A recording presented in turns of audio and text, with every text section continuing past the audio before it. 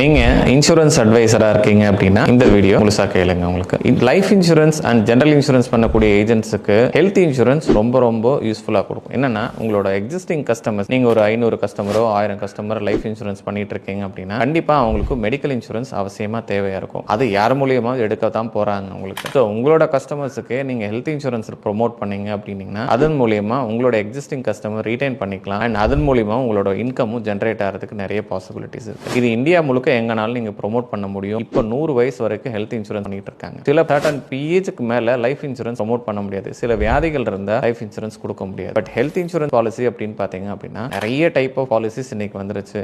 Cancer patients கூட நீ cancer குணமானவங்களுக்கு health insurance policy கொண்டு வந்துட்டாங்க. இந்த ஆப்பர்ச்சுனிட்டியை பயன்படுத்திக்கோங்க. உங்களோட பாலிசி ஹோல்டர் வேற பாலிசி எடுத்து அவங்களுக்கு இன்கம் போறதை விட உங்கள்கிட்ட நீங்க அந்த பாலிசி நீங்க எடுக்க வச்சு உங்களுக்கு அந்த கஸ்டமரை ரிட்டைன் பண்றதுக்கும் யூஸ்ஃபுல்லா இருக்கும். நீங்க லைஃப் அண்ட் ஜெனரல் இன்சூரன்ஸ் அட்வைசரா இருந்தீங்கன்னா ஹெல்த் இன்சூரன்ஸ்ல கண்டிப்பா ஒரு கோட் எடுத்துக்கோங்க. என்னோட டீம்ல ஜாயின் பண்ணிக்கோங்க. இது மாதிரி முக்கியமான இன்ஃபர்மேஷன்ஸ் தெரிஞ்சுக்கணும்னா என்ன ஃபாலோ பண்ணிக்கோங்க. உங்கள் மருத்துவம் எங்கள் செலவு.